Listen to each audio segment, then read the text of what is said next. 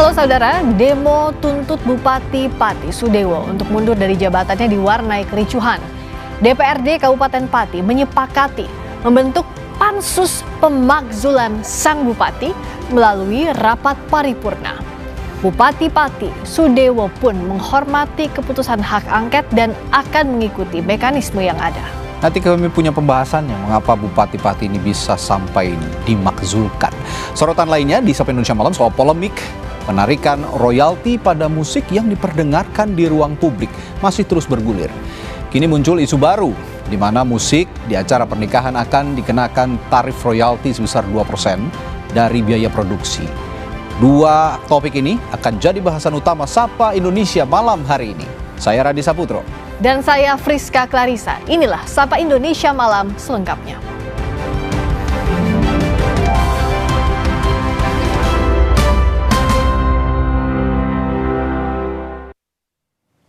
Informasi pertama saudara, kericuhan mewarnai aksi unjuk rasa besar-besaran warga Pati, Jawa Tengah yang menuntut Bupati Sudewo mundur.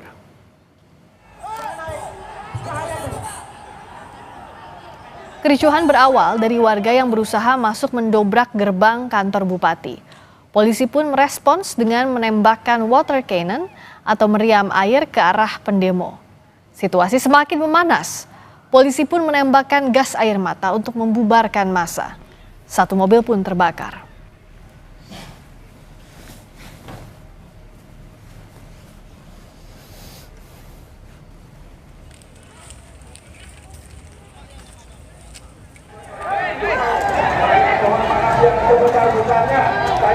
Bupati Pati Sudewo dilempari botol air minum oleh pendemo.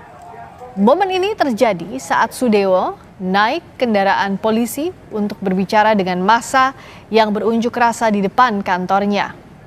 Ajudan pun langsung melindungi Sudewo dengan tameng polisi. Sudewo dievakuasi kembali ke kantornya.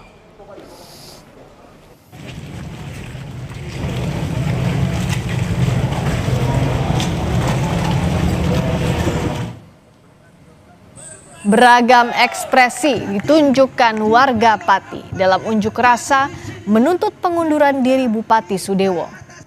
Salah satunya dengan membawa bendera Jolly Roger dari serial anime populer asal Jepang One Piece. Di awal maraknya pengibaran bendera One Piece, Menko Polhukam Budi Gunawan menyebut akan menindak pelaku karena sebagai bentuk provokasi.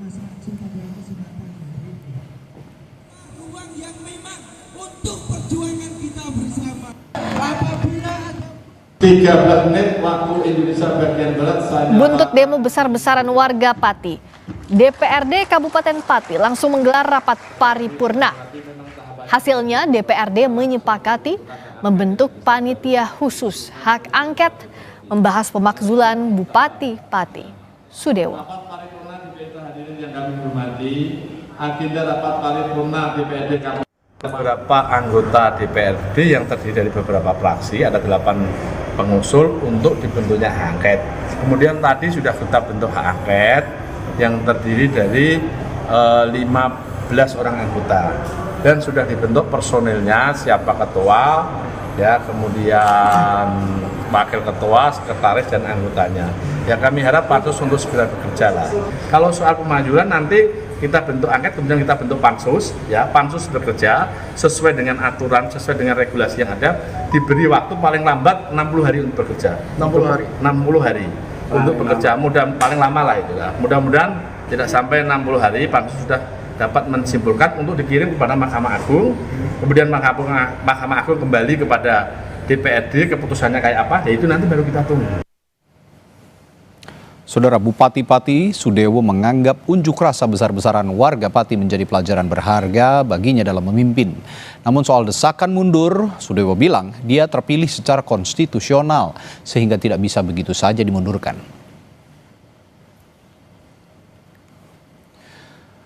Bupati Pati Sudewo merespons demo besar-besaran warga Pati yang menuntut pengunduran dirinya. Sudewo menyebut unjuk rasa itu menjadi pelajaran berharga buatnya yang baru beberapa bulan menjadi bupati. Dia berjanji akan bekerja lebih keras lagi. Sudewo juga menghormati keputusan paripurna DPR yang membentuk pansus hak angket pemakzulan dirinya.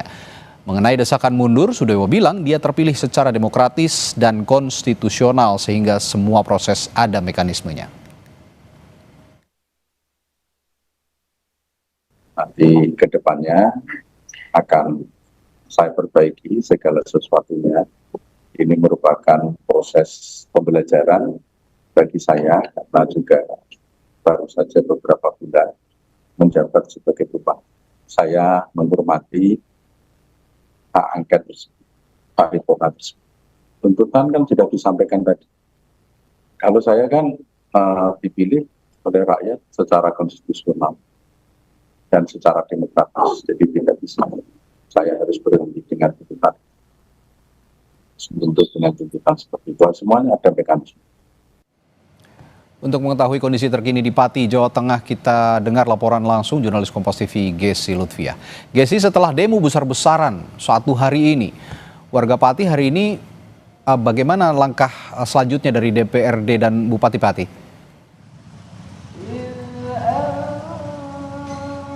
Ya, Radit dan juga saudara, untuk kondisi saat ini di alun-alun Kabupaten Pati sendiri bisa Anda saksikan saudara di belakang saya, masyarakat ini mulai mendatangi Kabupaten Pati atau alun-alun Kabupaten Pati ini untuk sekedar menengok atau melihat gedung pendopo Bupati.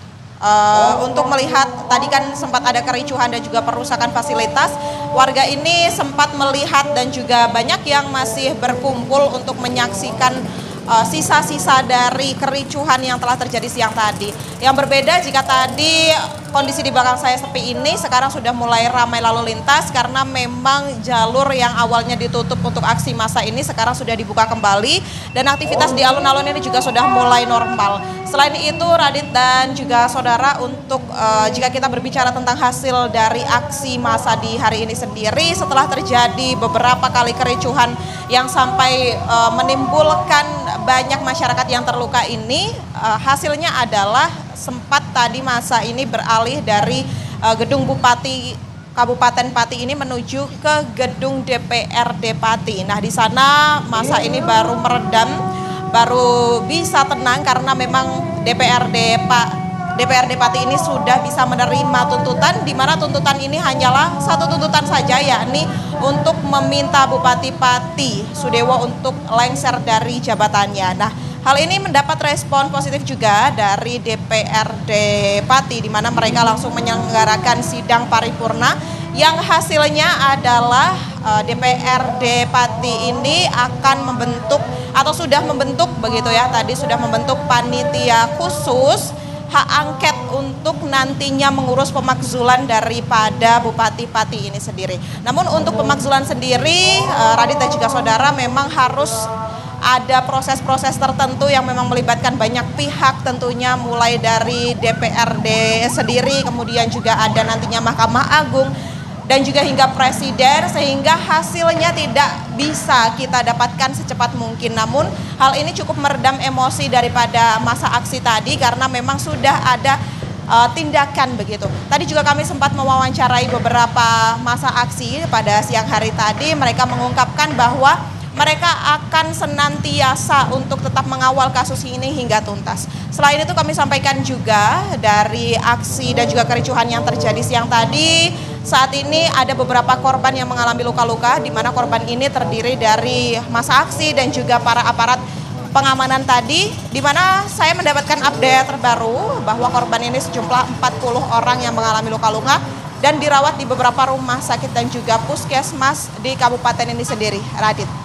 Ya, kemudian selanjutnya Gesi, apa sudah ada rencana atau sudah ada informasi dari para koordinator aksi ataupun masa pengunjuk rasa terkait apakah akan ada lagi aksi serupa seperti hari ini?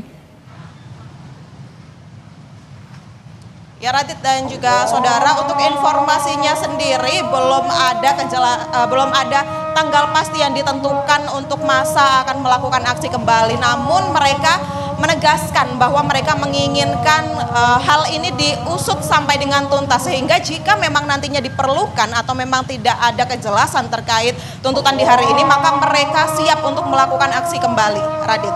Baik, terima kasih Gesi Lutfia melaporkan langsung dari Pati, Jawa Tengah. Berikutnya saudara, seorang warga Jombang, Jawa Timur memprotes naiknya pajak bumi dan bangunan hingga 200%. Sebagai wujud protes, ia membayar PBB menggunakan uang koin.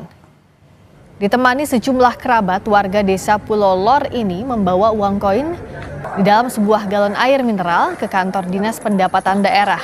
Uang dipakai untuk membayar pajak bumi dan bangunan rumahnya yang telah 2 tahun tidak dibayarnya. Selain sebagai bentuk protes, ia juga keberatan dengan adanya denda keterlambatan yang ditanggung setiap bulan. Sementara, Dinas Pendapatan Daerah Kabupaten Jombang mempersilakan warga yang keberatan untuk mengajukan keringanan.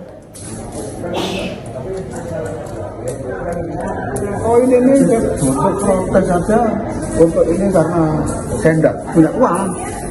Ini adalah celengan anak saya mulai dari SMP. Nah ini denda ini dihitung per bulan. Sampai berapa akhirnya? Saya 2 tahun, kalau per bulan berapa? Nah, saya keberatan dengan ini adanya jatuh tempo. Andai kata saya tidak bisa membayar, ya kan? Dengan adanya ini, tak suruh beli rumah saya. Bupati Jombang Warsudi mengaku tidak menaikkan tarif pajak bumi dan bangunan. Dirinya hanya menjalankan aturan yang telah ditetapkan tahun 2023. Pemerintah Kabupaten Jombang akan melakukan revisi Perda terkait besaran pajak bumi dan bangunan tersebut. Untuk menyaksikan secara bersama-sama penandatangan PBB P2 itu berdasarkan hasil Perda tahun 2023. Sudah berjalan di tahun 2004 dan 2005. Kami hanya menjalankan. Apabila masa keberatan stimulus pasti akan diberikan potongan. Di Jombang ada 10 tarif. Kami dimohon untuk tarif tunggal. Di konsultasi yang pertama. Yang kedua, kami tidak mampu untuk menjalankan itu. Karena itu akan membebani masyarakat. Sehingga kami tentukan 4 klaster. Dan itu juga ada penurunan. Saudara, mantan Ketua KPK Abraham Samad hadiri panggilan penyidik Polda Metro Jaya sebagai saksi terlapor dalam kasus ijazah palsu Jokowi. Rabu pagi, kami punya informasi lengkapnya setelah jeda.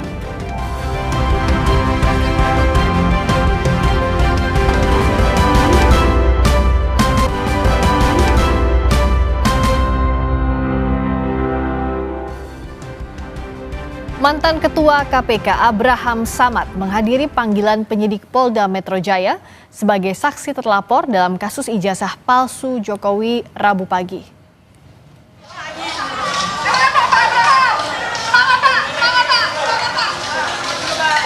Abraham mengklaim pemeriksaan ini diduga adanya podcast Abraham Samad Speak Up yang pernah membahas isu tudingan ijazah Jokowi. Meski begitu, ia mengelak isi podcastnya memiliki unsur pidana terkait pencemaran nama baik yang dilaporkan Joko Widodo. Mengenai kemungkinan dirinya jadi tersangka, Abraham menegaskan ia dan tim hukumnya pasti akan melawan. Mas Lakso dulu. Ini ada pengacara saya, Mas Lakso. Sorry kabel. Lakso. Ini bukan tentang saya, ya, karena pemanggilan terhadap saya adalah serangkaian, ya. Serangkaian dengan apa yang saya lakukan selama ini, yaitu memberitakan, ya, lewat podcast saya memberitakan dan menjadi forum diskusi untuk memberikan edukasi, pencerahan dan kritikan yang bersifat konstruktif agar supaya masyarakat paham tentang hak-hak dan kewajibannya. Itu yang saya lakukan. Oleh karena itu, kalau apa yang selama ini saya lakukan lewat podcast dianggap sesuatu yang punya nilai pidana sehingga saya dipanggil, maka ini adalah salah satu bentuk kriminalisasi terhadap pembungkaman kebebasan berpendapat dan kebebasan berekspresi. Dan yang paling berbahaya lagi, bahwa pemanggilan saya ini adalah sebuah tujuan proses ingin mempersempit adanya ruang demokrasi. kalau misalnya saja aparat hukum ini membabi buta menangani kasus pidana ini, maka saya pasti akan melawannya sampai kapanpun juga. Sementara itu, Roy Suryo CS mengajukan penundaan jadwal pemeriksaan hingga setelah tanggal 17 Agustus mendatang. Kuasa hukum Roy Suryo CS Ahmad Husinuddin menyatakan sepanjang pekan ini, Roy Suryo, Rismon Sianipar, Dr. Tifa, dan nama-nama lain yang dipanggil Polda Metro Jaya sudah memiliki agenda. Yang pertama bahwa klien-klien kami. Jadi kalau yang kita panggil itu ada 9 yang sudah dipanggil, termasuk Abraham Samad jadi 10. Cuman 9 orang ini kami akan kirimkan surat, ya, ajukan surat untuk penundaan, reschedule semuanya, termasuk yang untuk hari ini 2 orang. Hanya kami konfirmasi khusus Abraham Samad karena beliau ada waktu Rabu bisa datang nanti, makanya Rabu kita akan mendampingi lagi pemeriksaan Pak Abraham Samad begitu. Sisanya kita minta tunda setelah 17 Agustus begitu ya. Pak Roy Suryo, ya, Pak Roy, Pak Rismon, pokoknya semuanya kita minta setelah. Lebih lengkap soal pemeriksaan saksi di kasus ijazah Jokowi, kita tanyakan jurnalis Kompas TV Zevanya Situmeang yang berada di Mapolda Metro Jaya, Jakarta. Zevanya, pemeriksaan Abraham Samad ini coba dijelaskan atas laporan siapa sebenarnya dan apa saja poin-poin yang diperiksakan terhadap Samad.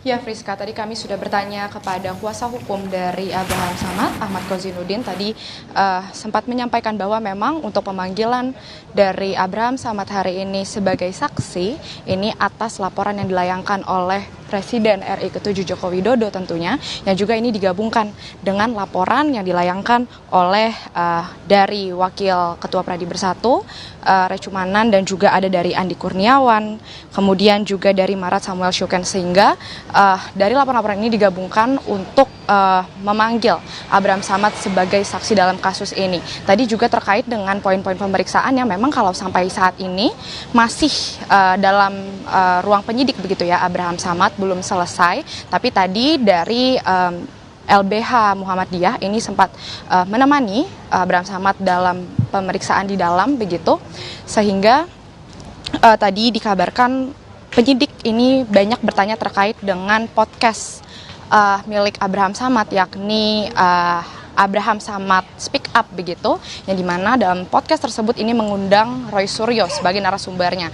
Tadi penyidik banyak bertanya terkait komunikasi yang dilakukan antara Abraham Samad dengan Roy Suryo begitu. Tapi pada surat pemanggilan yang diterima oleh Abraham Samad ini, penyidik hendak memeriksa terkait dengan peristiwa pada tanggal 22 Januari 2025. Sehingga ada sejumlah pertanyaan dari penyidik tadi yang disebut tidak dijawab begitu atau enggan dijawab oleh Abraham Samad karena sejumlah pertanyaan tersebut menurutnya ini tidak berkaitan dengan apa yang ada dalam surat laporan, yakni peristiwa pada tanggal 22 Januari 2025. Tentu saat ini kami masih menunggu Friska dan juga saudara karena tadi terlihat Abraham Samad ini tiba di Direskrim Polda Metro Jaya sekitar pukul 10:30 siang dan hingga pukul 6 sore ini kurang lebih masih dalam ruang penyidik untuk menjalani pemeriksaan. Tapi sebelum masuk ke ruang penyidik tadi, Abraham Samad menekankan bahwa terkait dengan pasal-pasal yang disangkakan terhadap dirinya, ia merasa apabila memang pemeriksaan ini terkait dengan konten podcast yang dibawakan olehnya, menurutnya setiap podcast yang dibawakan Abraham Samad ini tidak ada maksud untuk menuding pihak manapun, tapi tujuannya untuk mengedukasi, sehingga apabila dirinya ini kalau dari laporan atas Presiden RI ke-7 Joko Widodo menyangkakan pasal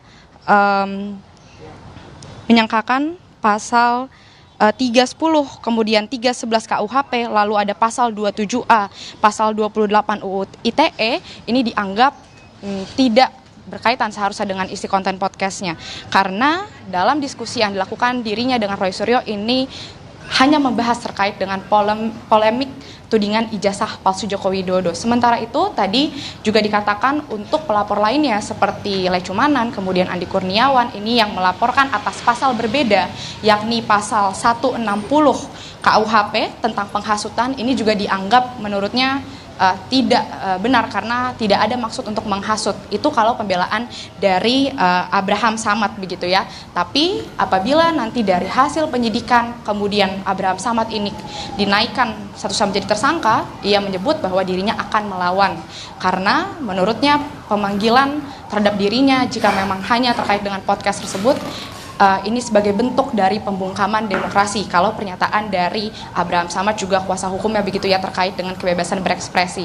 Tentu kita akan menunggu Friska dan juga saudara terkait dengan pemeriksaan Abraham Samad sebagai saksi hari ini, karena kalau tadi dari LBH Muhammadiyah yang menemani di dalam menyebut kurang lebih sudah ada sebanyak 30 pertanyaan tadi yang diterima oleh Abraham Samad. Tentu kita akan menunggu nanti update-nya seperti apa, dan juga seharusnya Friska di pekan ini selain Abraham Samad ada 9 terlapor lainnya yang seharusnya memenuhi panggilan dari penyidik Polda Metro Jaya begitu ya, seperti Roy Suryo, kemudian Rismon Syanipar, juga Dr. Tifa begitu. Tapi memang dari Roy Suryo CS ini sudah mengajukan untuk dilakukan pemanggilan ulang, penjadwalan ulang setelah tanggal 17 Agustus begitu. Tapi dari tim penyidik ini memang belum mengabarkan lagi kapan akan dilakukan penjadwalan ulang terhadap Roy Suryo CS ini.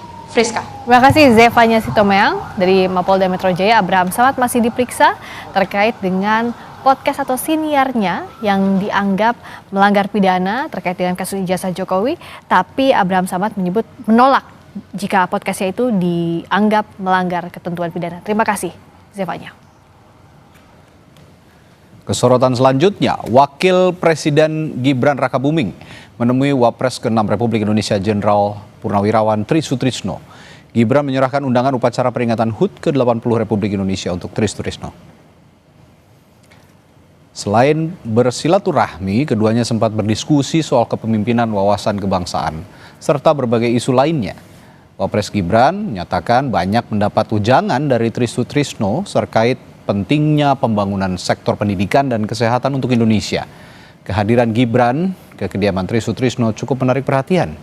Tri Sutrisno merupakan salah satu jenderal purnawirawan yang menandatangani deklarasi Forum Purnawirawan TNI Polri yang salah satu usulannya adalah penggantian Wapres Gibran. Namun nama Tri Sutrisno tidak lagi tercantum dalam surat usulan pemakzulan Gibran yang dikirimkan ke parlemen.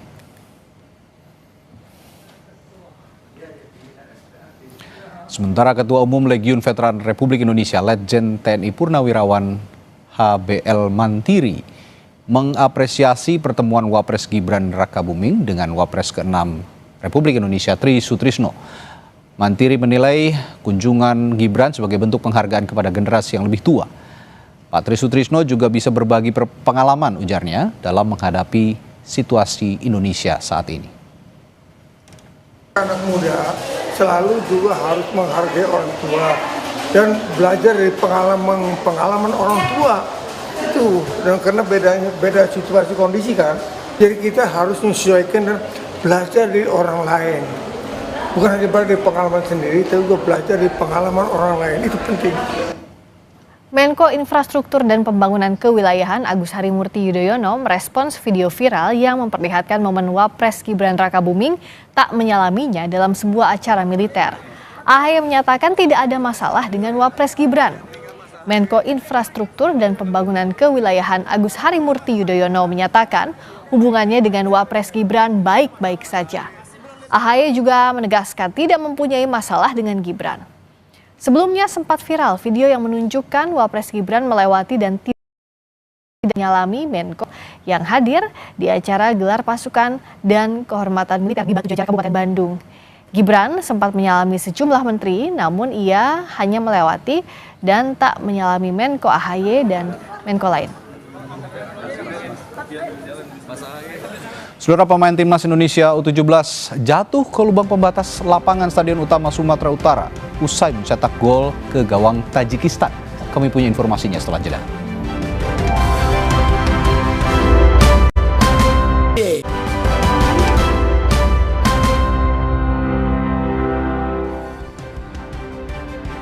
Turnamen sepak bola antar kampung menyambut HUT ke-80 kemerdekaan RI di Kecamatan Tapalang, Kabupaten Mamuju, Sulawesi Barat berakhir ricuh.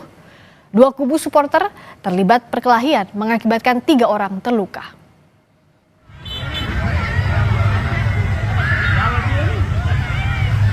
Supporter dari dua tim saling serang. Pihak keamanan berupaya melerai namun tidak berhasil karena banyaknya supporter yang terlibat kericuhan. Bentrokan pecah usai adu penalti yang dimenangi oleh tim yang Dayangina. Supporter tim Kasambang tersulut emosi dan masuk ke lapangan. Akibat peristiwa ini, 3 warga terluka dan dibawa ke Puskesmas Tapalang untuk mendapat perawatan. Kericuhan reda setelah personel tambahan dari Polsek Tapalang dan Polres Mamuju tiba di lokasi. Polisi sudah memeriksa 8 saksi. Saat setelah drama adu penalti kemarin, pertandingan sepak bola antara tim Dayangina dan Desa Kasambang yang dimenangkan oleh Desa Dayangina, warga atau supporter tim Kasambang ini tidak menerima kekalahan itu, sehingga salah satu dari warga Kasambang berlari masuk ke lapangan mengejar warga Kurili. Pemain Timnas Indonesia U17 Muhammad Pirza Firyatullah jatuh ke lubang pembatas lapangan Stadion Utama Sumatera Utara usai mencetak gol ke gawang Tajikistan di ajang Piala Kemerdekaan 2025. Usai mencetak gol pertama Timnas Indonesia, Mirza bermaksud untuk merayakannya dengan penonton di tribun. Namun saat mencoba menyeberangi pagar, ia malah menghilang. Penyerang Persik Kediri ini rupanya jatuh ke dalam buffer zone atau parit pembatas tribun penonton. Mirza tidak melihat adanya celah yang cukup dalam karena pagar pembatas tertutup spanduk. Pelatih Timnas U17 Nova Arianto memastikan kondisi Mirza hanya kram saja dan secara keseluruhan pemain dalam kondisi yang baik.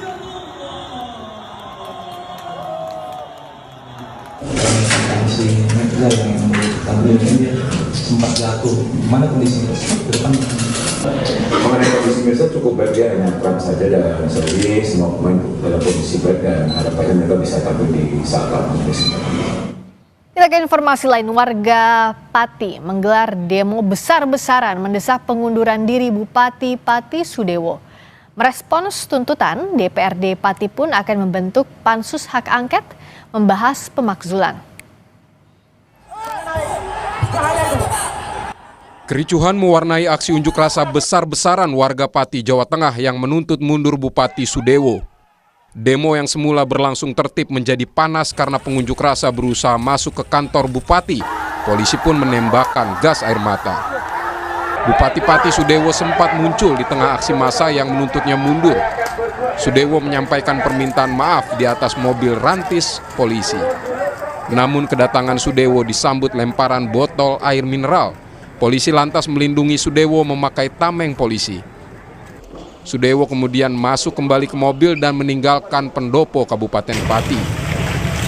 Gubernur Jateng Ahmad Lutfi mempersilakan warga menyampaikan aspirasi namun meminta aksi berjalan tertib agar ketertiban pelayanan masyarakat. Dia juga telah meminta Bupati Pati menerima aksi warga itu. Aspirasi ini akan juga saya peringatkan kepada Bupati untuk menerima aspirasinya dan nanti dilihat perkembangan yang terjadi di sana. Prinsip silakan demo, cuman jangan sampai mengganggu ketertiban umum, kemudian mengganggu pelayanan masyarakat. Pemerintah harus jalan, mekanisme demokrasi harus dilalui. 13 menit waktu Indonesia. Merespons tuntutan warga, DPRD Pati langsung menggelar rapat paripurna. Hasilnya 8 fraksi sepakat mengusulkan pembentukan panitia khusus membahas pemakzulan Bupati Pati Sudewo. Beberapa anggota DPRD yang terdiri dari beberapa fraksi, ada 8 pengusul untuk dibentuknya hak angket. Kemudian tadi sudah kita bentuk hak angket yang terdiri dari 15 orang anggota dan sudah dibentuk personilnya, siapa ketua, ya, kemudian wakil ketua, sekretaris, dan anggotanya. Ya kami harap pansus untuk segera bekerja lah. Kalau soal pemajuan nanti kita bentuk angket, kemudian kita bentuk pansus, ya pansus bekerja sesuai dengan aturan, sesuai dengan regulasi yang ada, diberi waktu paling lambat 60 hari untuk bekerja. 60 hari. 60 hari. untuk bekerja paling lama lah itu lah. Mudah-mudahan tidak sampai 60 hari pansus sudah dapat mensimpulkan untuk dikirim kepada Mahkamah Agung, kemudian Mahkamah Agung kembali kepada DPRD, keputusannya kayak apa, ya itu nanti baru kita tunggu. Sudewo menyebut unjuk rasa itu menjadi pelajaran berharga buatnya yang baru beberapa bulan menjadi bupati. Dia berjanji bakal bekerja lebih baik lagi. Sudewo juga menghormati keputusan paripurna DPR yang membentuk pansus hak angket. Mengenai desakan mundur, Sudewo bilang dia terpilih secara demokratis dan konstitusional, sehingga semua proses ada mekanismenya. Nanti ke depannya akan saya perbaiki segala sesuatunya. Ini merupakan proses pembelajaran bagi saya karena juga baru saja beberapa bulan menjabat sebagai bupati. Saya menghormati hak angket tersebut, paripurna tersebut. Tuntutan kan sudah disampaikan tadi. Kalau saya kan dipilih oleh rakyat secara konstitusional dan secara demokratis, jadi tidak bisa saya harus berhenti dengan tuntutan. Untuk dengan tuntutan seperti itu, semuanya ada mekanisme. Protes warga berawal dari kebijakan bupati menaikkan pajak bumi dan bangunan perdesaan dan perkotaan sebesar 250%. Setelah sempat menantang warga untuk mendemo, Bupati Sudewo akhirnya meminta maaf dan membatalkan kebijakan tersebut. Namun, tuntutan warga berubah menjadi mendesak Bupati mundur. Tim Liputan, Kompas TV. Usai demo besar-besaran warga, DPRD Pati akan membentuk pansus hak angket untuk membahas pemakzulan Bupati Pati Sudewo. Kita akan bahas bersama Wakil Ketua Komisi 2 DPR fraksi Partai Gerindra, Bahtra Banong. Juga akan bergabung pakar otonomi daerah Joherman Syah Johan. Dan juga sudah bergabung lewat sambungan Zoom dengan Korlap Aliansi Santri, Tommy AS. Selamat malam, Bahtra. Juga Mas Tommy, selamat malam. Selamat malam, saya ke Bang Bahtra dulu. Kalau sikapnya Gerindra di tengah masyarakat Pati yang berunjuk rasa menuntut Bupati Pati mundur, apa sikap partai?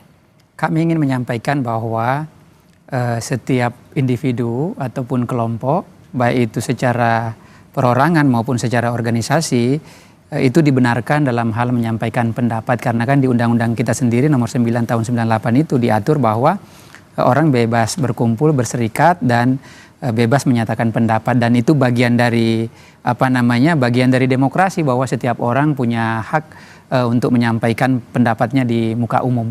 Nah, bagi kami itu adalah sesuatu yang setiap orang, setiap individu tidak boleh dibatasi untuk menyampaikan pendapat. Jadi itu sah-sah saja kalau misalnya ada masyarakat yang ingin menyampaikan pendapatnya, apakah itu sifatnya dia berkirim surat atau berdemonstrasi, dan itu diatur dalam undang-undang. Jadi ya, itu hak warga Pati? Setiap masyarakat punya hak, itu bukan hanya warga Pati, seluruh masyarakat seluruh Indonesia. Nah, tapi dalam kasus ini itu haknya warga Pati, jadi ya silakan sesuai dengan undang-undang. Silakan menyampaikan pendapat, tapi tentu dalam Undang-Undang nomor 9 itu kan diatur tata cara penyampaian pendapat di muka umum. Jangan sampai kemudian melanggar juga rambu-rambu yang sudah diatur. Tapi kalau misalnya selama itu berjalan tertib, damai, dan saya pikir itu menurut hemat kami itu adalah bagian dari proses demokrasi yang harus dihargai. Nah, kita dengarkan dulu ya apa suara dari warga yang ikut di sana, ikut demonstrasi. Mas Tommy, sebenarnya tadi itu apa tuntutan warga yang ikut unjuk rasa? Kenapa tuntutannya meminta Bupati Pati untuk mundur?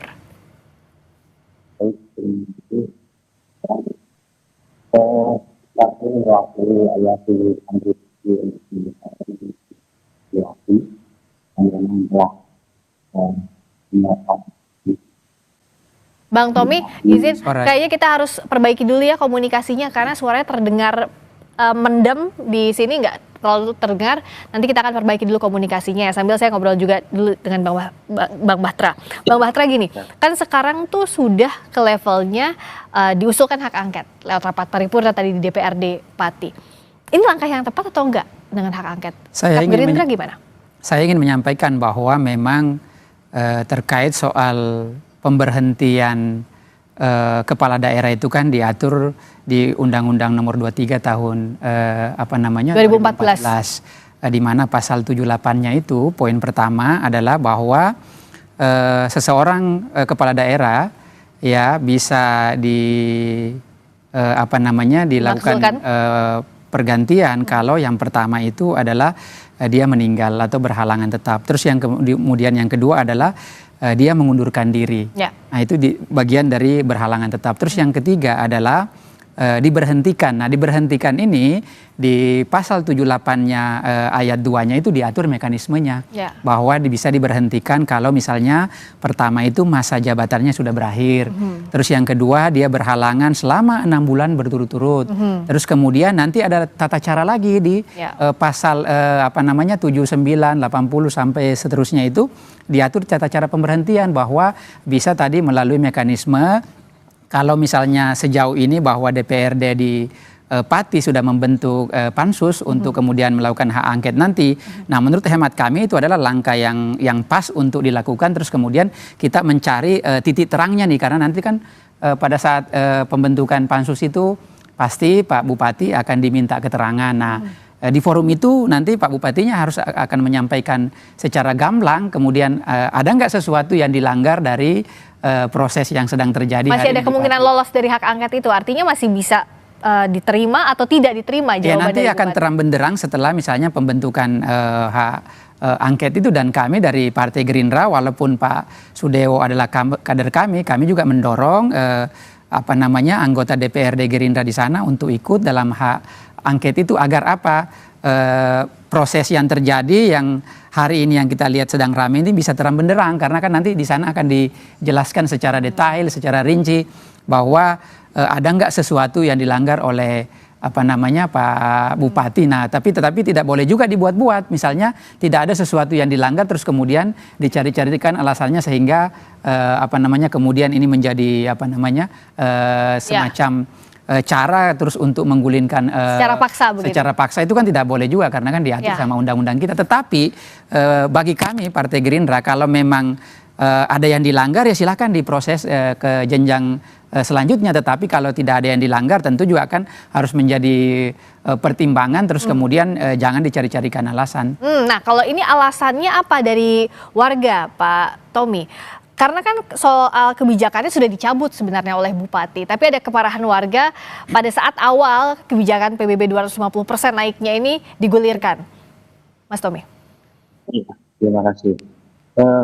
Kebijakan dari Pak Bupati itu yang kontroversial kan bukan hanya persoalan pajak. Sekali lagi bukan hanya persoalan kenaikan pajak yang tapi banyak sekali kebijakan beliau yang sangat tidak positif dan pro rakyat. Tengah kesulitan ekonomi rakyat, tengah sulitnya lapangan pekerjaan dan sebagainya, beliau itu selalu mengada-ngada proyek-proyek sehingga mengesankan yang penting pada proyek.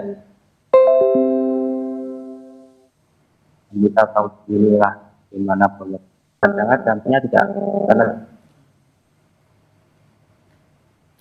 terputus lagi, kita perbaiki lagi komunikasi. Tapi tadi kita sudah menangkap soal kebijakannya dianggap banyak yang tidak produktif dan dianggap mengada-ngada. Nah, yang jadi keberatan warga ini semestinya dijelaskan di hak angket nanti menurut Bang Bahtra. Artinya Bupati Pati Sudewo harusnya punya jawaban dong soal itu. Ya harusnya beliau harus menjelaskan pada saat nanti mungkin hak angketnya sudah berjalan, beliau diminta keterangan, harus menjelaskan. Terus kemudian apa yang menjadi problem besarnya. Dan menurut hemat kami memang begini ya, ini kan saya langsung sendiri sudah berkomunikasi sama yang bersangkutan. Ya. Kami memang di Partai Gerindra, Pak Prabowo selalu menyampaikan bahwa jangan membuat kebijakan yang membuat masyarakat makin susah, itu yang pertama. Yang kedua, jangan membuat kegaduhan di publik. Nah itu terus kami ingatkan kepada kader-kader Gerindra, terutama yang hari ini sedang menjabat sebagai kepala daerah, tentu harus juga ikut berempati terhadap kondisi masyarakat kita dalam situasi yang seperti hari ini. Nah maka dari itu yang bersangkutan sudah menyampaikan ke kami dan kami melihat bahwa sudah ada niat baik, kemudian yang bersangkutan menyampaikan permintaan maafnya di publik. Karena kan sebenarnya begini ya, terkait soal kenaikan pajak di Pati 250%, bahkan sebenarnya ada daerah lain yang lebih besar daripada Pati ini. Misalnya saya mau sampaikan di Jombang, ada lagi di Cirebon. ada lagi di di Semarang. Tetapi bahkan lompatan penaikannya bukannya 250, ada yang 400, ada lebih dari 400. Tetapi memang kami melihat bahwa yang bersangkutan Pak Bupati Pati ada miskomunikasi lah dengan warganya. Maka dari itu kami dari Partai Gerindra sudah menegur, karena pada saat masyarakat berdemonstrasi mestinya kan harus diterima dengan baik, karena kan itu kan adalah warga beliau menyampaikan pendapat, menyampaikan aspirasi, tetapi ada miskomunikasi dan ada pernyataan beliau yang terkesan menantang masyarakat, dan itulah kami dari Partai Gerindra langsung menegur, terus kemudian yang bersangkutan sudah meminta maaf di publik. Tapi kalau misalnya kita lihat permohonan maafnya apakah jadi sia-sia? Kalau kita lihat tadi ada banyak sekali penolakan dari warga Pati, bahkan saat meminta maaf tidak diterima juga oleh warga. Kita akan bahas usai jeda di Sapa Indonesia Malam sesaat lagi.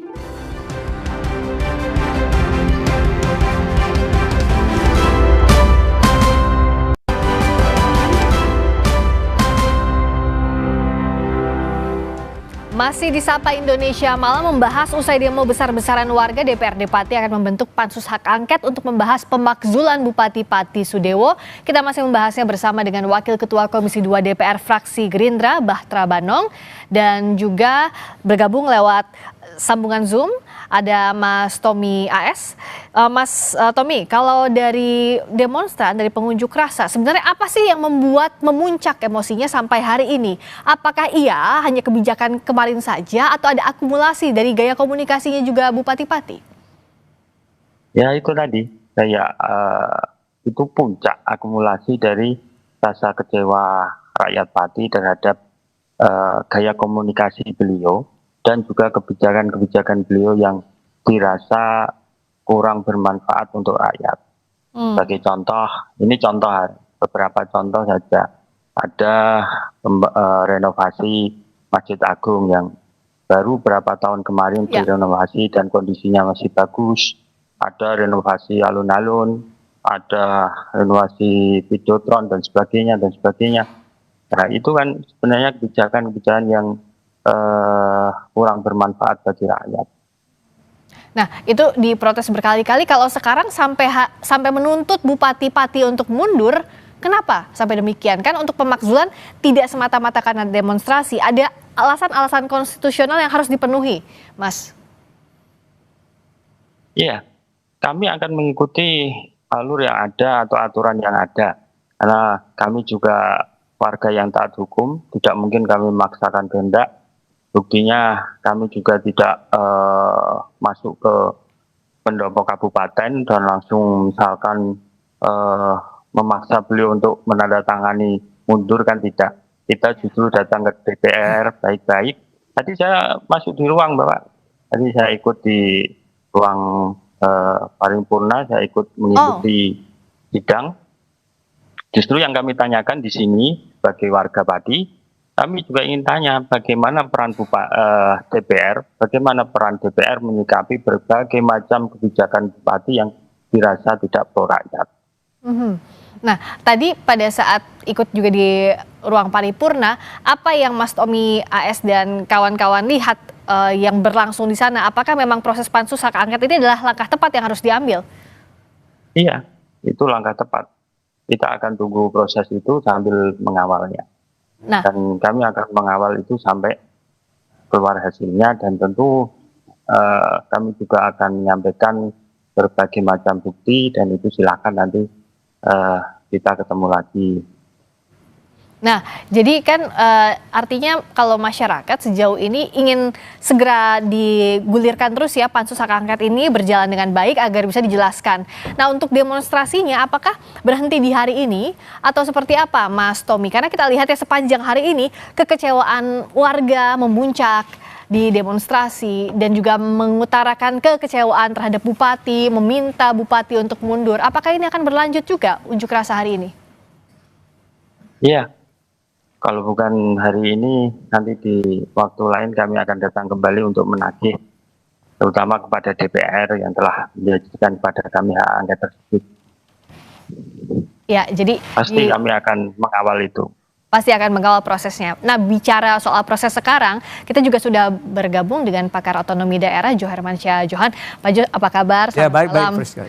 Nah, jadi kalau sekarang kan sudah sampai ke pansus hak angket. Ya. Tapi di sisi lain juga Bupati nggak mau mundur karena dianggapnya sudah terpilih secara konstitusional. Bagaimana ini proses yang harus dilalui dan bagaimana bisa masyarakat ini mengawasi proses yang sedang berjalan? Nah gini, kalau mekanismenya ya. Memang ada hak DPRD, hak interpelasi, hak angket, hak menyatakan pendapat. Nah itu apabila ada kasusnya apa?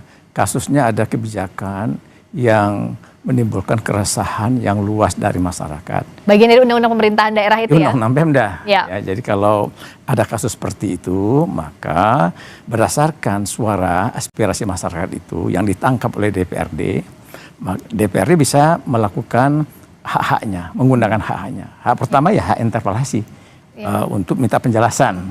Nah, Bupati datang untuk hadir dan menyampaikan penjelasannya. Kalau misalnya Dewan cukup puas, selesai di situ. Tapi kalau Dewan tidak puas atas penjelasan kepala daerah, maka masuk ke step berikutnya, menggunakan hak angket nih. Jadi nggak bisa juga ujuk-ujuk hak angket itu. Nah, kalau hak angket dengan penyelidikan itu memakan waktu lagi. Ada tahapan-tahapannya, memanggil-manggil dan sebagainya. Termasuk ada orang-orang ahli yang didengar, ya, saksi dan sebagainya. Nah, bila angketnya misalnya putus, apakah itu dimakzulkan atau tidak, lalu kemudian sampai ke pernyataan pendapat. Hak satu lagi, pernyataan pendapat adalah misalnya katakanlah ditolak atau diterima. Kalau diterima, maka mekanismenya harus dibuktikan secara hukum. Proses politik di DPRD itu dengan mengirimkan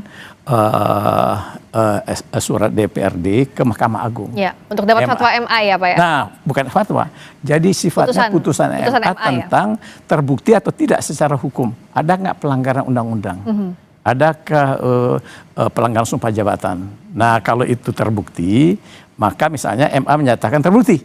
Nah, balik lagi ke DPRD, lalu DPRD melakukan sidang untuk mengambil keputusan. Nah, disitulah ada mekanisme yang namanya apakah musyawarah atau melalui voting. Dan kalau putus di situ voting, misalnya dimakzulkan ya, ada kata. Lalu kemudian dikirimkan ke Kemendagri, Kemendagri membuat surat penetapan pemberhentian. Itulah mekanisme yang diatur undang-undang. Masih panjang sekali ya dari DPRD harus ke MA, nanti ke DPRD lagi, lalu ke Kemendagri. Tidak ringkas. Nah, dengan jalan yang panjang ini, Gerindra bagaimana melihat prosesnya? Apa yang harus dilakukan misalnya di DPRD Gerindra agar hak angket ini betul-betul bisa mengungkap faktanya, agar kalaupun hasilnya kan dimakzulkan atau tidak, kalaupun dimakzulkan ini konstitusional. Ya, kami sih dari Partai Gerindra tentu walaupun Pak Sudewo adalah kader Partai Gerindra, tetapi kami tetap juga mendorong DPRD-nya terus kemudian untuk melalui tahapan-tahapan atau mekanisme yang sebagaimana yang diatur dalam undang-undang kita, karena kan kita juga ini kan negara hukum, negara tentu ada aturan mekanisme dan kami tidak akan menghalang-halangi itu. Justru kami dari Gerindra ingin mendorong agar ini juga kasusnya terang benderang, karena menurut hemat kami bahwa Pak Prabowo sangat tegas ya. Kalau misalnya ada kader yang melakukan, tetapi harus pelanggaran yang betul-betul berat ya. Tetapi kalau misalnya juga dibuat-buat kan tidak boleh seperti itu juga. Makanya tadi itu ada jalur yang mesti ditempuh. Dan teman-teman yang berdemonstrasi tadi itu sah-sah saja. Itu kebagian dari bunga-bunga demokrasi dan itu hak setiap warga negara. Terus kemudian bahwa prosesnya kan sekarang sudah berjalan di DPRD dan kami juga mendorong kader-kader Partai Gerindra yang di DPRD untuk terus bagaimana agar turut serta sehingga apa yang disampaikan beliau tadi, misalnya pada saat nanti hak bagaimana terkait soal hak angket itu, kalau pada akhirnya sampai hak angket ini kan ada tahapan-tahapannya kan. Ada interpelasi dulu sebelumnya tadi. Interpelasinya ada hak angketnya, tetapi bagi kami itu penting karena kenapa? Itu juga adalah media bagi bupati untuk datang menjelaskan apa sebetulnya yang terjadi. Karena kalau misalnya persoalannya hanya soal pajak ini, saya sampaikan sejak awal tadi bahwa sebetulnya ini bukan hanya Pati yang menaikkan pajaknya. Ada Cirebon yang bahkan lebih dari 400%. ya kan ada Kabupaten Jombang 1.200% malah. Tetapi memang kami sadari bahwa dan kami sudah menegur yang bersangkutan. Ada komunikasi yang mungkin miss dengan masyarakat atau teman-teman yang datang menyampaikan pendapat, padahal semestinya setiap orang atau warga Pati menyampaikan pendapat, kami sudah menginstruksikan kepada beliau untuk menerima dengan baik, karena bagaimanapun itu kan masyarakat beliau. Nah, tinggal dikomunikasikan dengan baik, setiap aspirasi masyarakat, keluhan masyarakat harus didengar, dan itu harus dijadikan bahan pijakan dalam hal mengambil kebijakan. Itu bagi kami ini sebenarnya ada yang miss. Nah, teman-teman ini saya pikir juga yang berdemonstrasi ini, kalau misalnya Pak Bupatinya berkomunikasi dengan baik, dan ini kan hal-hal sepele sebetulnya ini, hal sepele, tetapi itu juga sudah kami ingatkan bahwa Pak Prabowo selalu menyampaikan kepada kami kader-kader Gerindra jangan sampai buat kebijakan yang menyengsarakan masyarakat dan jangan menyakiti jangan menyakiti masyarakat, karena kita lihat sendiri Mbak, hari ini program Pak Prabowo betul-betul menyentuh langsung kepada bukan hanya di perkotaan tapi sampai di karena itulah soal ini apakah ruang diskusinya masih bisa terbuka, Mas Tommy, Anda dan kawan-kawan dengan Bupati? Kami ingin meralat, mestinya bukan persoalan yang sepele ketika seorang pemimpin itu menyakiti hati rakyat. Seorang pemimpin ngomong dengan menantang rakyat itu bukan hal yang sepele, saya kira. Siapapun ya, ketika ditantang terus dengan ucapan-ucapan yang semestinya tidak layak bagi seorang pemimpin di tingkatan bupati, itu kan mestinya dihindari. Jadi bukan hal sepele. Jadi ketika Anda mengatakan ini kan sebenarnya hanya sepele, miskomunikasi dan sebagainya, saya kira bukan sepele. Misalkan dibalik, misalkan Anda dimaki-maki atau dilecehkan dengan ucapan, mestinya kan tidak terima. Itu misalnya dengan satu orang, bagaimana dengan rakyat satu kabupaten? Dan kalau mereka marah, itu wajar sekali. Apalagi kepala daerah yang menyampaikannya ya, Mas ya? Kepala daerah, dan itu terus menerus. H-1 itu beliau juga tidak, justru bukan membuat pernyataan yang menenteramkan rakyat, tapi justru mengeluarkan pernyataan yang kontraproduktif, yaitu dengan mengatakan segelintir rakyat, segelintir orang tidak akan bisa menurut saya mundur. Itu kan sangat menyakiti rakyat. Yang datang tadi itu ratusan ribu, Bapak. Mestinya Bapak juga tahu yang datang itu ratusan ribu. Dan mumpung tadi kami ingat, kami juga ingin menanyakan peran DPR selama ini di mana ketika rakyat sudah mulai berteriak dengan kebijakan-kebijakan yang dirasa tidak penting, yang dirasa tidak menyentuh dengan kebutuhan masyarakat. Di mana peran DPR? Apakah sudah pernah memanggil beliau, ataukah sudah pernah menanyakan dan sebagainya? Karena itu merupakan kewajiban dari DPR. Oke. Nah, bagaimana peran DPR dan DPRD soal ini? Apakah harusnya bisa mengingatkan atau menegur langsung kepala daerah? Ya, memang kalau DPR RI yang dimaksud ini ya. Ya, dua-duanya DPR RI dan kalau DPR RI itu kan dia tidak vertikal dengan kepala Bupati, daerah, karena kan kepala daerah itu kan pembinanya itu adalah Kemendagri. Tapi namun demikian kami kan di Komisi 2, terutama saya di Komisi 2 ya, bermitra dengan Komisi 2 Kemendagri. Kami juga memang selalu mengingatkan agar Kemendagri dalam hal ini sebagai pembina kepala daerah untuk terus memantau situasi di kabupaten kota maupun di provinsi, karena begini ya, sebenarnya kan begini, memang situasi kita sedang sulit, maka tidak heran banyak daerah yang menempuh jalan yang singkat kemudian untuk menaikkan menambah pendapatan hasil daerahnya. Saya ingin menyampaikan bahwa secara fiskal daerah itu ya, dari 38 provinsi yang fiskalnya kuat itu hanya 11 provinsi. Sisanya itu kurang lebih sekitar 4 mungkin yang sedang, sisanya lemah. Nah, begitupun kabupaten kota. Kalau kabupaten kota itu data saya 500 lebih. Yang lemah ya kabupaten ya Mbak ya. Yang fiskalnya sangat lemah itu ada 415, Pak. Yang kuat hanya 4 kabupaten.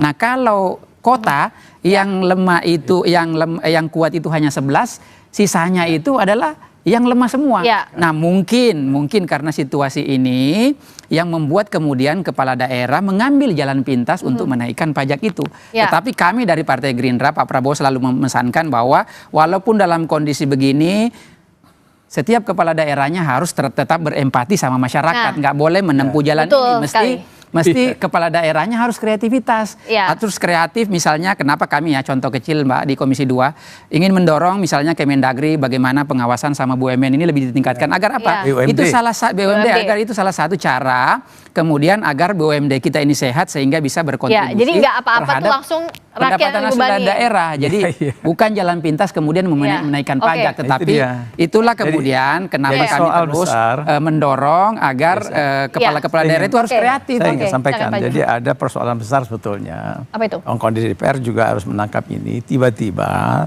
di awal tahun anggaran dana DAU dan DAK dari pusat ya lewat APBN itu dipangkas.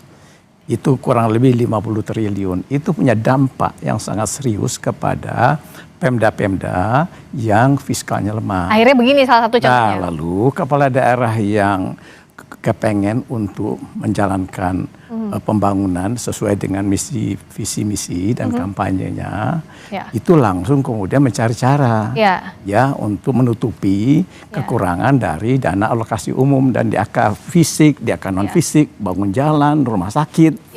Dari mana mereka cari uang? Nah, sayangnya kepala daerah yang instan kebijakannya naikin pajak, PBB. Itu yang paling membebani rakyat. Ya, ini salah satunya Pak, izin singkat saja. Kalau 60 hari waktu untuk melakukan proses termasuk angket tadi cukup atau enggak? Cukup sekali. Cukup ya dengan target 60 hari itu bisa ya? Udah dihitung itu siklusnya ya biasanya dan sudah ada pedoman dan saya kasih materi pembelajaran kepada DPRD waktu orientasi setelah mereka dipilih lewat pemilu kemarin di beberapa provinsi di Indonesia yang dibikin di Jakarta itu kita sudah kasih materi tentang penggunaan hak-haknya pengguna hak. Jadi mereka akan tahu cara menggunakannya, berapa lamanya dan mekanisme dan serta prosedurnya. Paham mereka sudah. Dan ini sekarang masyarakat mengawasi, Mas Tommy dan kawan-kawan juga tadi menyebutkan, tapi yang jelas jadi pembelajaran saat empati tidak ditempatkan di nomor 1 dalam membuat kebijakan, ini salah satunya yang akan terjadi. Terima kasih Pak Jo, terima kasih juga Mas Batra, terima kasih Mas Tommy telah bergabung di Sapa Indonesia Malam. Terima kasih. Berikutnya saudara, polemik penarikan royalti pada musik yang diperdengarkan di ruang publik masih terus bergulir. Kini muncul isu baru di mana musik di acara pernikahan akan dikenakan tarif royalti sebesar 2% dari biaya produksi. Sesaat lagi.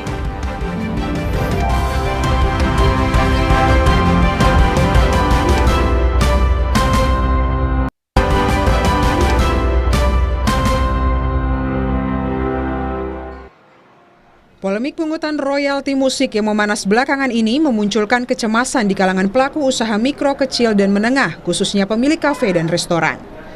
Banyak dari mereka memilih untuk tidak lagi memutar musik dari musisi lokal demi menghindari resiko hukum. Kayaknya sih nggak pas ya Kak, karena kita di platform itu udah premium gitu. Saya pikir nggak perlu bayar royalti lagi gitu. Iya, paling kita setelnya instrumen. Untuk penyanyi lokal atau band-band lokal kita udah nggak pakai lagi gitu. Di sisi lain, Menteri Hukum Supratman Andi Aktas meminta maaf atas kisruh royalti yang menyeruak di lingkup pekerja seni. Sebagai bentuk tanggung jawab, Menkum Supratman bilang tidak akan tanda tangani besaran tarif royalti oleh Lembaga Manajemen Kolektif Nasional atau LKMN jika tidak dijelaskan secara transparan. Saya tidak akan menandatangani persetujuan besaran tarif dan jenis tarifnya kalau kemudian itu tidak dilakukan secara baik dan terbuka kepada publik untuk diuji. Itu jaminan saya berikan sebagai bentuk pertanggungjawaban karena Menteri Hukum apalagi negara sama sekali tidak mendapatkan apa-apa dari distribusi yang ada itu ya. Baru-baru ini, polemik royalti musik menimbulkan pertanyaan, apakah penyelenggara acara pernikahan tetap harus membayar royalti jika menggunakan musik dalam acaranya? Menteri Hukum Supratman kembali mengingatkan Lembaga Manajemen Kolektif untuk membuat distribusi royalti yang rasional. Sudah, nanti biarkan mereka dulu bekerja. Mereka akan presentasikan ke saya, LMKN, mana-mana saya akan sesuaikan, cocokkan dengan ketentuan Undang-Undang Hak Cipta. Ya, mana yang seharusnya boleh, saya selalu katakan, saya titip pesan ke mereka semua, satu, jangan membebani dulu UMKM. Ya, ciptakan sistem yang lebih rasional. Boleh kalau sekarang yang existing berdasarkan kursi, ya, tapi harusnya ada cara yang bisa mungkin kita lakukan. Sejumlah musisi Indonesia berinisiatif membebaskan lagu ciptaan mereka untuk bisa diputar di restoran, kafe, dan tempat usaha lainnya. Melalui akun Instagramnya, Ahmad Dhani mengizinkan restoran, kafe, dan tempat usaha memutar lagu-lagu Dewa 19 featuring Firza dan Elo tanpa harus bayar royalti musik. Senada dengan Ahmad Dhani, Charly Van Houten turut mengizinkan lagu-lagunya diputar di kafe hingga dinyanyikan ulang oleh musisi lain. Vokalis setia band itu bahkan berjanji akan beri hadiah bagi restoran, tempat usaha, atau musisi yang membawakan lagunya di ruang publik. Satu sisi, royalti sebagai bentuk penghargaan yang layak bagi karya musisi. Namun, kekhawatiran muncul ketika tarif yang ditetapkan dianggap memberatkan penyelenggaraan pertunjukan, terutama yang masih dalam skala kecil. Tim Liputan, Kompas TV.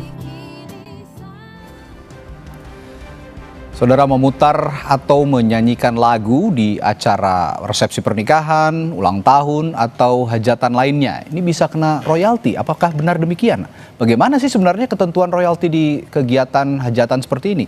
Kita akan ulas bersama Komisioner LMKN 2022-2025 Bernard Nainggolan, lalu pengamat musik Budi Aceh, dan Guru Besar Kekayaan Intelektual dan Cyber Law Fakultas Hukum Universitas Padjadjaran Ahmad Ramli. Selamat malam Bapak-Bapak. Malam. Baik. Ya, saya ke Pak Bernard dulu. Pak Bernard, ini banyak keluhan masyarakat nih soal royalti, ya, aturan royalti ini ya. Kemarin kafe, sekarang royalti di acara pernikahan. Nanti jangan-jangan sampai ke tingkat ke pengamen juga bisa kena juga nih. Gimana sebenarnya aturannya sih, Pak? Ya, semalam malam saya sebenarnya sudah pensiun. Iya, iya. Bapak mungkin bisa menjelaskan duduk perkaranya di sini kan? Iya. Ya, gimana Jadi, Pak Bernard? Sebenarnya ada keprihatinan kita juga akhir-akhir ini kenapa kok sepertinya teman-teman pencipta lagu dan musik itu terasa tersudutkan ya. Sehingga orang merasa ya gratis, memberatkan begitu ya. Sebenarnya kan sesuatu yang tidak boleh terjadi. Jadi sinergi atau kerjasama atau saling mendukung antara pencipta lagu dan musik dengan para pengguna juga penampil atau performer itu adalah harus kerjasama. Dengan cara kerjasama itu sebenarnya nilai tambahnya akan kita dapatkan. Pertama saya kira tentang siapa yang akan dikenakan tarif. Rumusannya sangat jelas kok, adalah mereka yang pengguna secara komersial begitu ya, komersial. Jadi kata komersial itu adalah kata kunci. Jadi kalau namanya layanan publik yang bersifat komersial itu tentu karena penggunaan lagu dan musik itu mereka mendapatkan nilai tambah. Dari nilai tambah itulah sebenarnya royalti wajib diberikan. Perkembangan kan memang terus menerus terjadi. Ya dulu apa yang disebut dengan layanan publik yang bersifat komersial tentu tidak sama dengan sekarang, berubah terus kan begitu.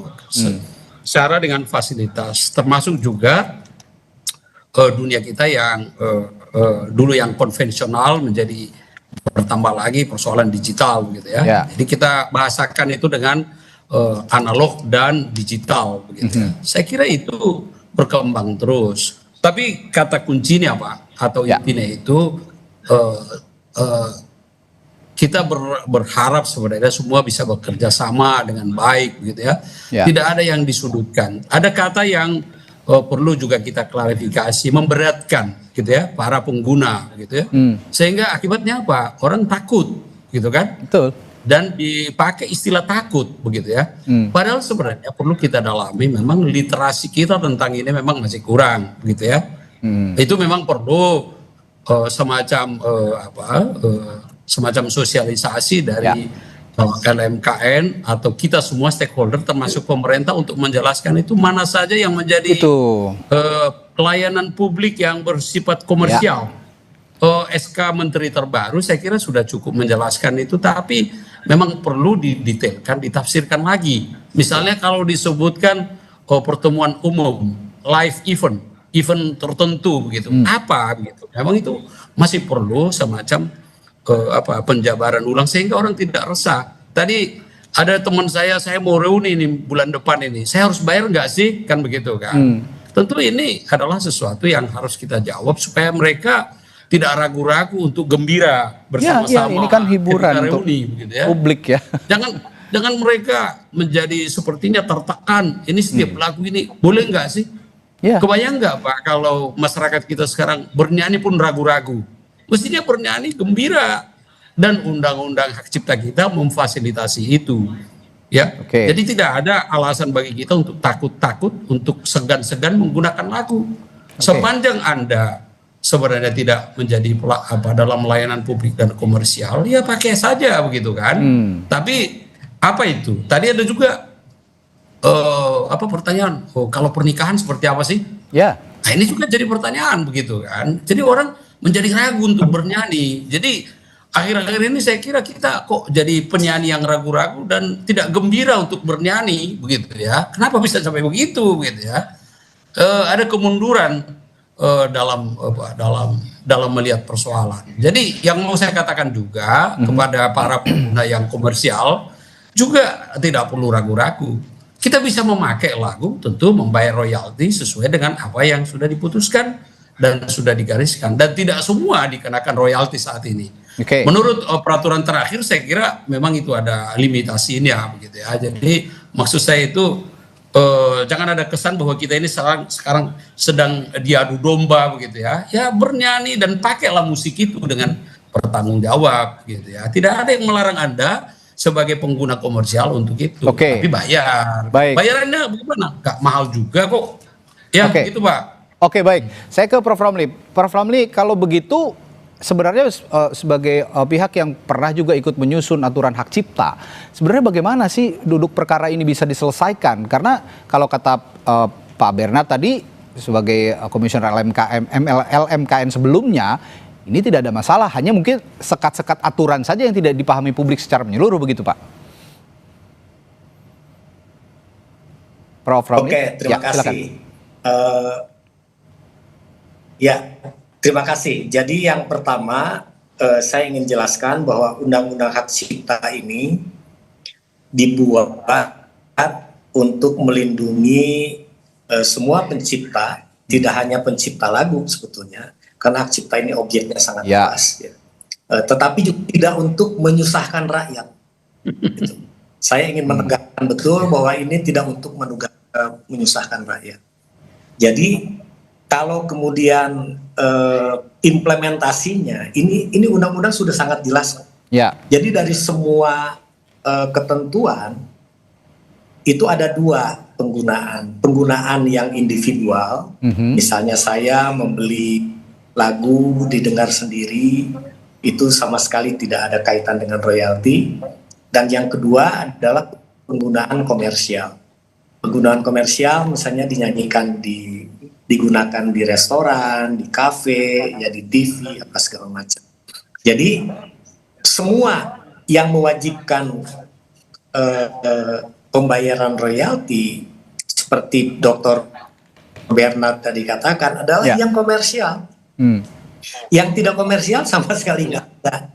Nah sekarang saya ingin menegaskan sebetulnya pada halayak, karena waktu itu saya ditanya oleh Hakim Konstitusi, ya, waktu di sidang MK, apakah menyanyikan di acara pernikahan dan lain-lain itu batasan komersial dan tidak komersialnya itu ya Prof ya? Saya katakan sepanjang itu, iya. Jadi sepanjang itu misalnya tidak ada unsur komersial, saya kira pernikahan tuh nggak ada unsur komersial. Ya. Baik. Acara keluarga, ulang tahun di rumah, nggak ada urusan itu dengan komersial. Jadi tidak ada urusan harus membayar royalti, aneh juga. Ya. Nah, ini sebenarnya sudah jelas ya kalau dari sini. Ya, kalau dari penjelasan Prof. Ramli sudah jelas sebenarnya batasan komersil dan tidak komersialnya. Prof. Ramli, maaf, saya juga harus bertanya juga ini ke Pak Budi sebagai analis musik juga. Ini saya tanya soal bagaimana dampak polemik ini terhadap musisi independen dan industri musik secara keseluruhan. Terutama ketika kafe-kafe memutar lagu luar negeri atau musisi dari luar untuk menghindari royalti. Jadi ya jadi sepi juga, jadi penyanyi-penyanyi kafe ini kasihan juga. Saya akan tanyakan hal itu nanti setelah jeda di Sapa Indonesia Malam. Tetaplah bersama kami.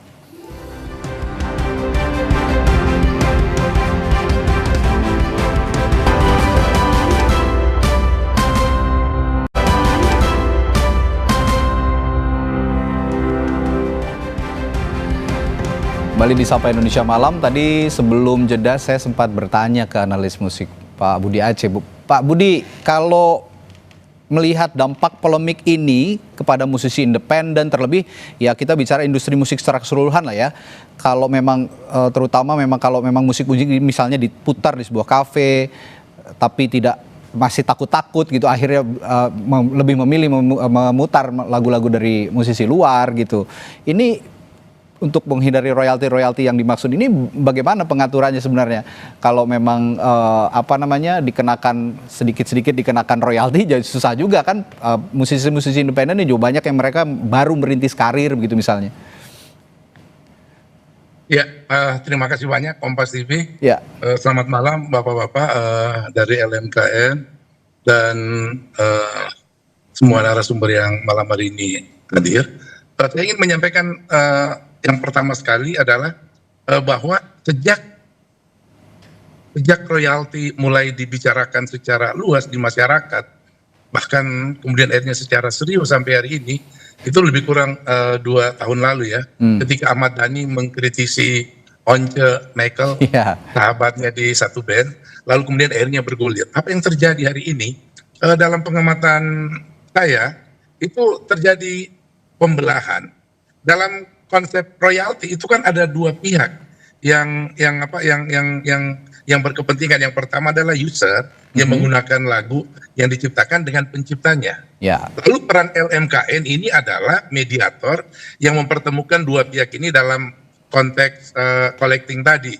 Nah, pemerintah bertugas melakukan pengawasan baik secara hukum maupun pengawasan dalam konsep edukasi dan sosialisasi. Nah, ada 2 bentuk pengawasan yang tidak berjalan di masyarakat hari ini, maka terjadilah friksi. Dan saya kebetulan, walaupun malam hari ini saya bicara sebagai pengamat musik, pengamat industri musik, tapi saya juga adalah humas di PAPRI, Persatuan Artis Penyanyi Pencipta Lagu dan Pemusik Republik Indonesia. Ini adalah asosiasi musik yang usianya udah lebih tua dari ratifikasi ketika pemerintah Indonesia meratifikasi Konvensi Bern tahun 2005. Ini PAPRI udah lebih tua ya, dan Undang-Undang Hak Cipta baru 2014. Nah, saya ingin kembali ke soal tadi, bahwa hari ini terjadi friksi yang terus terang di masyarakat itu menjadi tidak menarik, baik di kalangan musisi maupun pencipta. Ya. Yang paling lucu itu adalah saya pencipta sekaligus saya penyanyi, itu terjadi secara psikologis itu, ini gimana nih? Saya pencipta, saya juga penyanyi. Banyak problem soal royalti.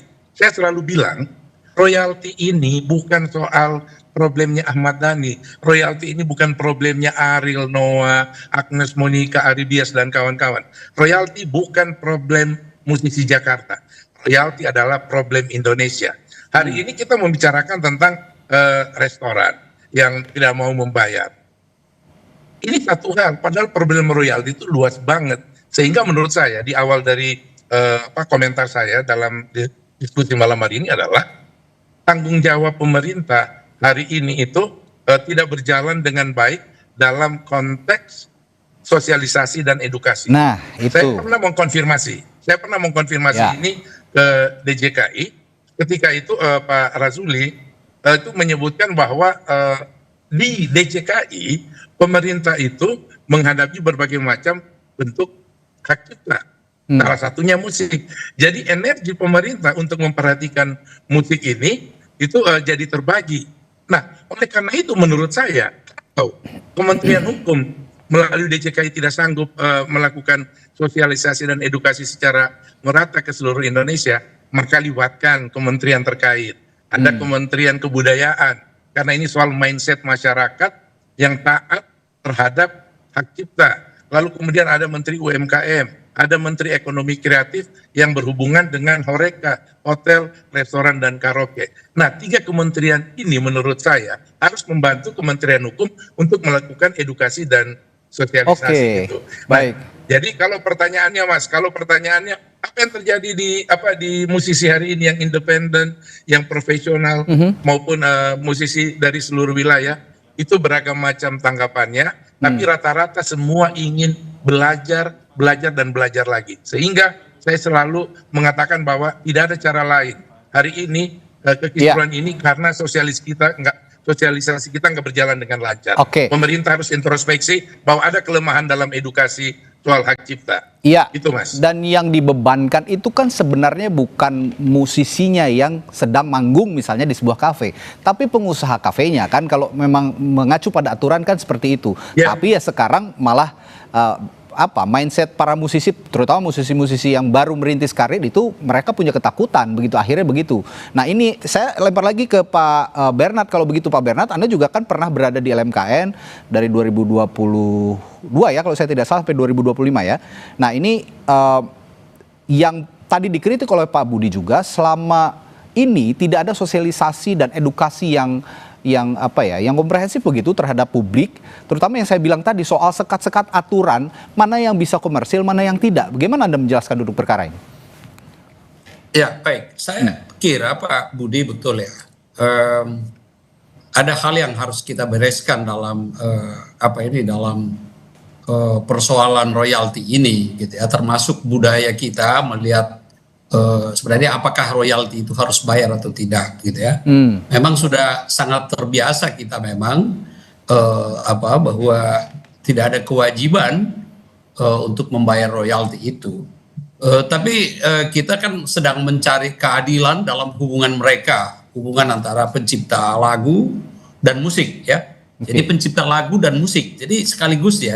Jadi tidak hanya pencipta lagunya. Jadi kalau lagunya dibebaskan misalnya tidak perlu royalti, pemusiknya seperti apa? Jadi itu satu kelompok yang harus bersama-sama begitu ya. Kemudian yang kita mau sampaikan sebenarnya, mari kita membangun budaya kita yang menghargai karya orang lain supaya dunia kita ini menjadi kreatif, terus kreatif. Justru tidak terjadi ketakutan dan kelucuan yang terjadi beberapa bulan terakhir ini begitu ya. Saya tidak tahu bagaimana kita merasakan dunia musik dan hiburan pada akhir-akhir ini. Sangat lucu sebenarnya, sangat lucu ya. Ada orang sampai tidak memakai musik dalam restoran. Bagaimana itu kan? Sampai menyetel suara burung katanya Pak.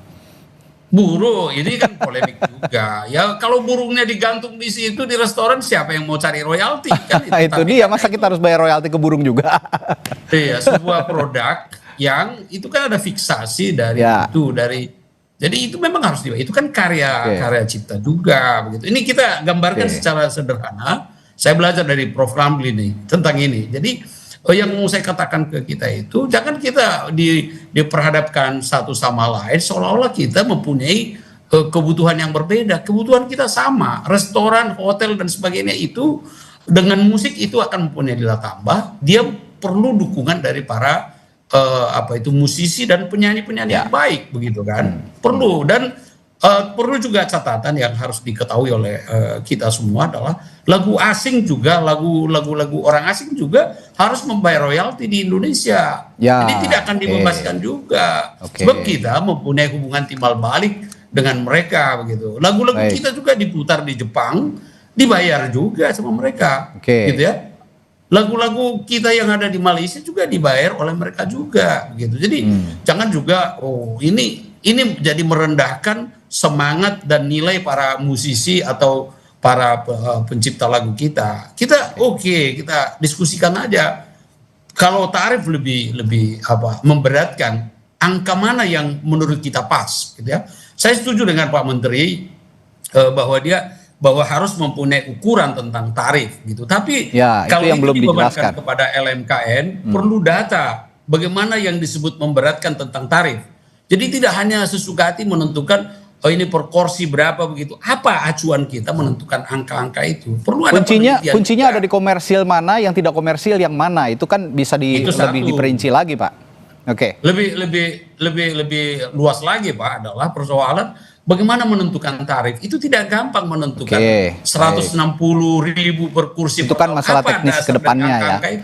Oke. Jadi pemerintah juga harus punya data tentang itu. Gitu Singkat, saya ingin mewakili juga beberapa pertanyaan publik nih ke Pak Ramli ya. Prof Ramli, kalau dibilang katanya undang-undang, kalau ngomongin undang-undang hak cipta kan ada juga lagu kebangsaan seperti Indonesia Raya, Tanah Airku, itu kan bebas royalti aja gitu kan.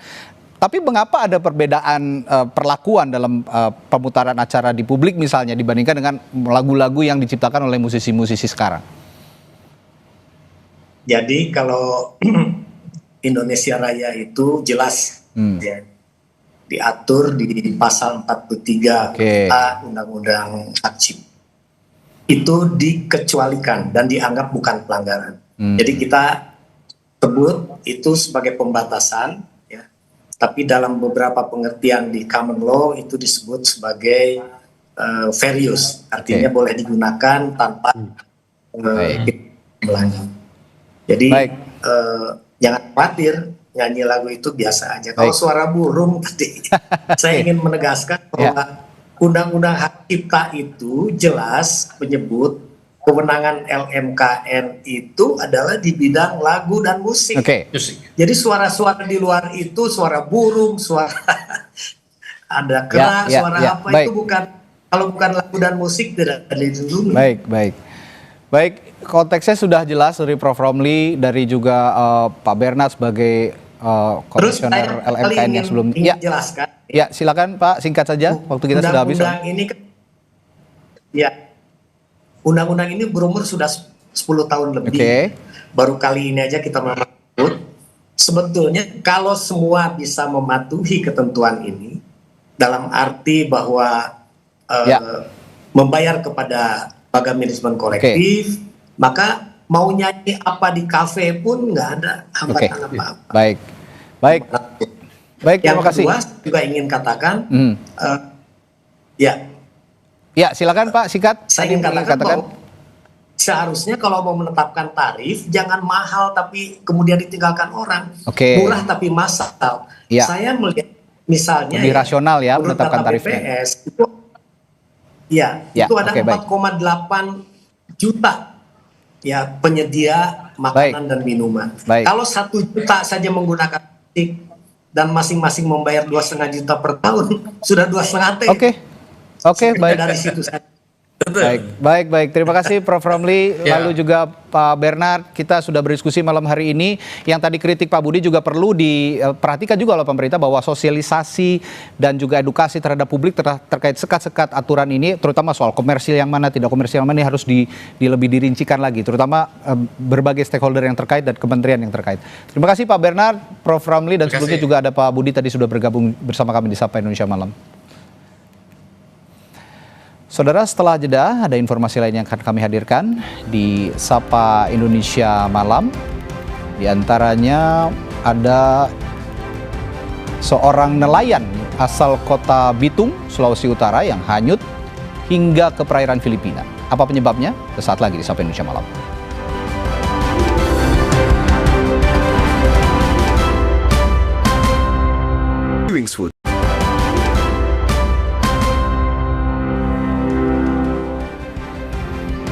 Ada informasi dari seorang nelayan asal kota Bitung, Sulawesi Utara yang hanyut hingga ke perairan Filipina. Rakit yang dijaganya diterjang cuaca buruk dan ombak tinggi. Bantalan patah waktu kejadian, bantalan patah. Inilah video yang direkam Jufri Mokodompis, seorang nelayan asal kota Bitung yang hanyut saat menjaga rumpon atau rumah atau rakit maksud kami ketika diterjang gelombang setinggi 5 meter pada 17 Juli 2025. Sempat terombang-ambing selama 12 hari, Jufri akhirnya diselamatkan kapal Asia Endeavour berbendera Bahamas dan langsung dibawa ke Tokyo, Jepang, sesuai tujuan kapal. Arus itu membawa saya, arus kencang, membawa rakit saya itu tenggelam, Pak. Tenggelam, terus tali bagian tengahnya putus, jadi patah bantalannya, ada gambarnya kronologisnya, terus saya hanyut, Pak. Jadi di saat itu ombak yang sudah tingginya 5 meter, saya minta bantuan kepada perahu nelayan yang terdekat, mereka tidak bisa, Pak, karena cuaca. Dan seterusnya hari ke-12, memasuki hari ke-12 ketemu dengan kapal Asia Endeavour ini, Pak. Bukan di jalurnya dia, Pak. Dia jauh dari saya. Saya cuma menggunakan panggilan 16 itu, channel 16, minta tolong. Dia datang, Pak. Sorotan selanjutnya, Menko Infrastruktur dan Pembangunan Kewilayahan Agus Harimurti Yudhoyono merespons video viral yang memperlihatkan momen Wapres Gibran Rakabuming tidak menyalaminya dalam sebuah acara militer. AHY menyatakan tidak ada masalah dengan Wapres Gibran. Menko Infrastruktur dan Pembangunan Kewilayahan Agus Harimurti Yudhoyono menyatakan hubungannya dengan Wapres Gibran baik-baik saja. AHY juga menegaskan tidak mempunyai masalah dengan Gibran. Sebelumnya sempat viral video yang menunjukkan Wapres Gibran melewati dan tidak menyalami Menko yang hadir di acara gelar pasukan dan kehormatan militer di Batu Jajar, Kabupaten Bandung Barat. Gibran sempat menyalami sejumlah menteri, namun ia hanya melewati dan tidak menyalami Menko AHY dan Menko lainnya.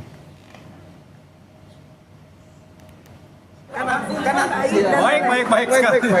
Nggak ada masalah. Mas AHY, kalau yang kemarin rame di sosial media soal salaman, Mas? Aduh, nggak ada masalah sama sekali. Emangnya. Selanjutnya di Sapa Indonesia Malam, setelah jeda, seorang pengusaha asal Kenya memanfaatkan kecerdasan buatan atau art.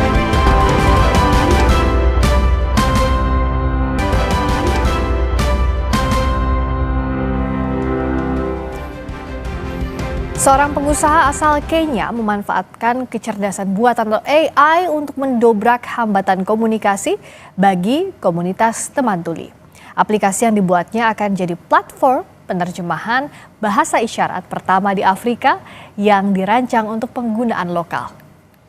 Signverse is an assistive technology, a social enterprise with a mission to bridge communication barriers for the deaf community. And how we do this is we've built Africa's first AI translation platform called TAP 360. We like to call it Google Translate for Sign Language. And how this works is it interprets text and speech input and outputs very fluid, natural avatars, which is a digital human that now signs the same way a human being does at scale. Dan aplikasi ini menangkap sifat linguistik dan dinamis bahasa isyarat secara akurat. Kedepannya, perusahaan berharap diluncurkan secara resmi pada Desember 2025. Dan meski belum diluncurkan secara resmi, aplikasi ini. Kami tutup Sapa Indonesia Malam hari ini. Sebelum ditutup sepenuhnya, saya akan ingatkan Anda juga, jangan lupa cukupi air mineral Anda kebutuhannya setiap hari dan rasakan kesejukannya. Saya Radi Saputro. Dan saya Friska Clarissa, terima kasih, sampai jumpa.